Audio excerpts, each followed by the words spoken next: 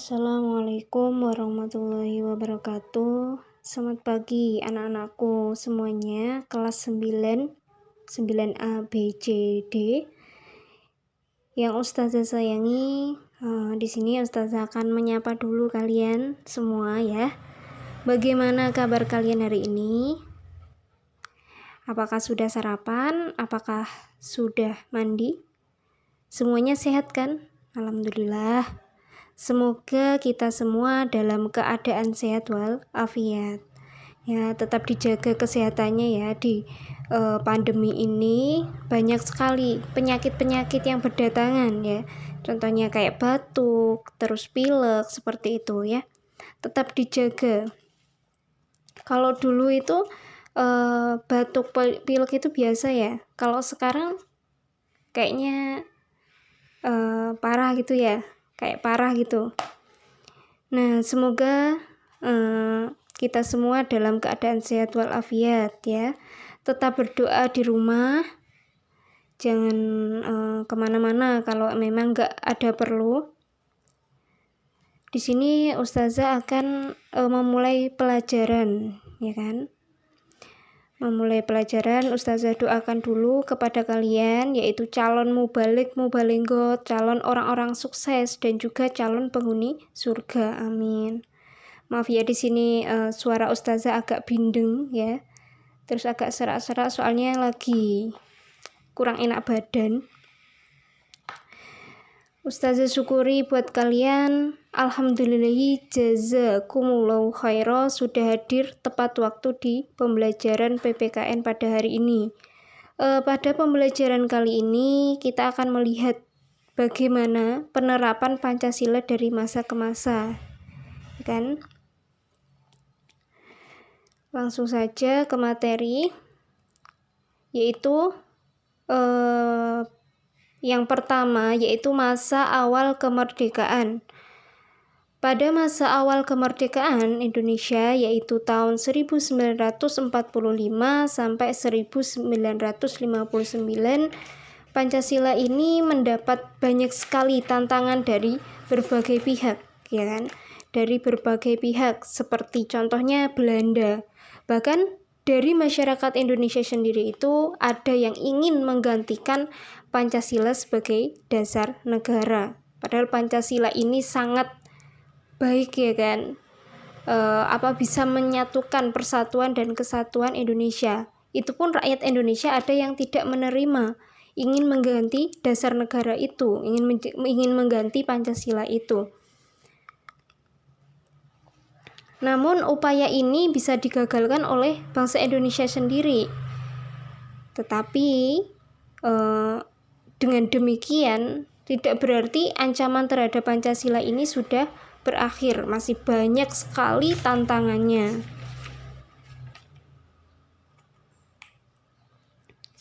Nah, di sini terdapat upaya-upaya pemberontakan terhadap Negara Kesatuan Republik Indonesia di sejumlah tempat, yaitu sebagai berikut. Yang pertama, yaitu pemberontakan PKI. Nah, pemberontakan PKI ini terjadi di Madiun, Jawa Timur, yang pada tanggal 18 September 1948 dipimpin oleh Musso. Tujuannya apa? Tujuannya ingin mengganti Pancasila dengan paham komunis. Nah, itu adanya pemberontakan PKI. Kemudian yang kedua, ada pemberontakan Darul Islam atau Tentara Islam Indonesia di Jawa Barat dan Jawa Tengah. Nah, pemberontakan Darul Islam ini didirikan oleh Kartosuwiryo pada tanggal 7 Agustus 1949. Selanjutnya ada pemberontakan RMS. Apa sih RMS itu? RMS itu pemberontakan Republik Maluku Selatan. Nah, pemberontakan ini dipimpin oleh Christian Roberti, ya kan? Dipimpin oleh Christian Roberti. Tujuannya apa? Tujuannya untuk membentuk negara sendiri. Kemudian yang keempat ada Pemerintah Revolusioner Republik Indonesia atau PRRI Nah, PRRI ini dipimpin oleh Syarifuddin ya pada tahun 1957 sampai 1958, di mana di Sumatera dan Sulawesi. Nah, gerakan ini merupakan bentuk koreksi pada pemerintahan. Nah, pemerintahan pada saat itu masih Insinyur Soekarno ya sebagai presidennya. Kemudian ada gerakan APRA. Apa sih gerakan APRA ini? Gerakan APRA adalah Angkatan Perang Ratu Andil. Nah, gerakan ini didirikan pada tanggal 15 Januari 1945. Tujuannya apa? Tujuannya untuk mempertahankan negara federasi. Nah, itu dia ya.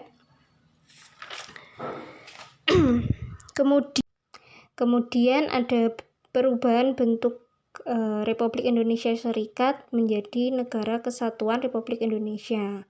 Nah, konstitusinya yang berlaku saat itu adalah Undang-Undang Dasar Serikat tahun 1950. Nah, dasar negara ini tetap Pancasila ya, tetap Pancasila, tetapi penerapannya seperti ideologi liberal. Kemudian kita lanjut poin 2, yaitu ada masa Orde Lama. Masa Orde Lama, periode ini dikenal sebagai periode terpimpin. Semua berpusat pada pemimpin negara, dan pemimpin negara saat itu adalah Insinyur Soekarno. Nah, Insinyur Soekarno seperti gambar tersebut. Presiden Soekarno ini mengeluarkan dekret presiden pada tanggal 5 Juli 1945. Walaupun konstitusi negara sudah kembali pada Undang-Undang Dasar Negara Republik Indonesia tahun 1945, tapi pelaksanaannya masih banyak sekali penyimpangan. Apa aja penyimpangannya? Nah, ini beberapa penyimpangan terhadap Pancasila dan Undang-Undang Dasar Negara Republik Indonesia tahun 1945, yaitu diantaranya yang pertama, Presiden Soekarno ditetapkan sebagai presiden seumur hidup berdasarkan TAP MPRS nomor 20 tahun 1963 yang menyebabkan kekuasaan presiden semakin besar dan tidak terbatas. Nah, jadi Presiden Insinyur Soekarno saat itu ditetapkan sebagai presiden seumur hidup, ya kan? Kalau sekarang kan presiden hanya 5 tahun ya, satu periodenya 5 tahun. Jadi bisa menjabat 2 tahun, yaitu 2 periode, yaitu 10 tahun. Itu maksimal, ya kan? Kemudian yang B, Presiden mengeluarkan penetapan Presiden nomor 3 tahun 1960 pada tanggal 5 Maret 1960 yang membubarkan DPR hasil pemilu tahun 1955. Nah, ini terjadi pembubaran DPR. Kemudian selanjutnya Presiden membentuk MPRS yang anggota-anggotanya terdiri atas anggota DPR GR, utusan daerah, dan utusan golongan yang semuanya diangkat serta diberhentikan oleh Presiden.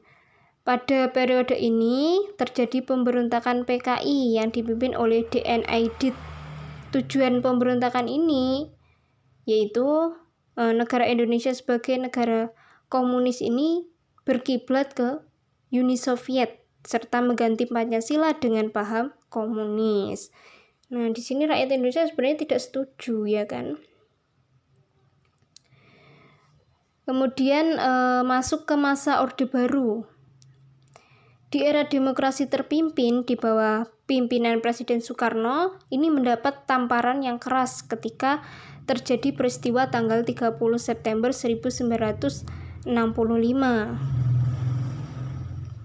Kekuasaannya berkurang, bahkan lengser dari jabatannya sebagai presiden, karena saat itu terjadi pemberontakan PKI itu kan, pemberontakan PKI yang menginginkan bahwa mengubah Pancasila sebagai komunis.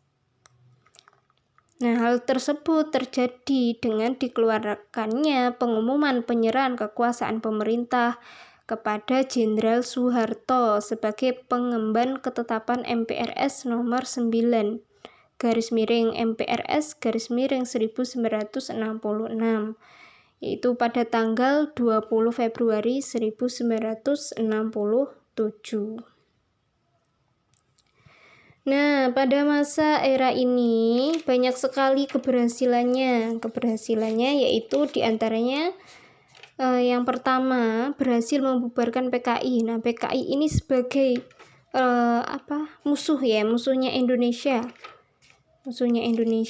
Kemudian yang kedua, pembangunan nasional ini tumbuh dengan pesat di segala bidang kehidupan. Itu bidang ekonomi, sosial, budaya, dan politik ini berkembang. Tapi di sisi lain, selain keberhasilan, di situ juga bermunculan konflik atau permasalahan. Apa aja permasalahannya? Yaitu yang pertama, kebebasan berpolitik, yaitu dibatasi dengan jumlah partai politik. Partainya yang di situ ada Partai Persatuan Pembangunan, kemudian Partai Golkar, dan PDI Perjuangan. Nah, di situ hanya boleh 3 itu saja partai politiknya. Kemudian yang kedua, dibatasinya kebebasan pers dan kebebasan berpendapat. Kemudian selanjutnya, munculnya beberapa peristiwa pelanggaran hak asasi manusia. Nah, contohnya apa? Contohnya kayak kasus Marsinah pada waktu itu, kemudian Tanjung Priuk, dan lain sebagainya. Lanjut, pada masa keempat, yaitu masa reformasi. Masa reformasi itu dimulai pada tahun 1998 sampai sekarang. Nah, pada masa reformasi ini, penerapan Pancasila sebagai dasar negara ini terus menghadapi berbagai tantangan. Banyak sekali tantangannya. Tantangannya bukan seperti pada tahun-tahun sebelumnya, pada tahun awal kemerdekaan atau era Orde Baru, nggak seperti itu. Ini berbeda. Kebebasannya di sini masyarakat Indonesia meliputi berbagai macam bentuk, ya. Mulai dari kebebasan berbicara, kebebasan berorganisasi, kebebasan berekspresi, dan segalanya. Kebebasan tersebut di satu sisi memang memacu kreativitas masyarakat, tapi di sisi lain juga banyak sekali mendatangkan dampak negatif yang di situ merugikan bangsa Indonesia sendiri. Nah, adapun tantangannya antara lain, yang pertama munculnya pergaulan bebas. Kemudian yang kedua, pola komunikasi yang tidak beretika. Kemudian yang ketiga, peredaran narkoba dan minuman keras. Kemudian ada aksi anarkisme, ada vandalisme. Kemudian menurunnya rasa persatuan dan kesatuan. Seperti itu. Jadi di masa reformasi ini itu banyak sekali tantangannya. Indonesia memang sudah merdeka, tetapi ancaman dari luar maupun dari dalam negeri itu banyak sekali.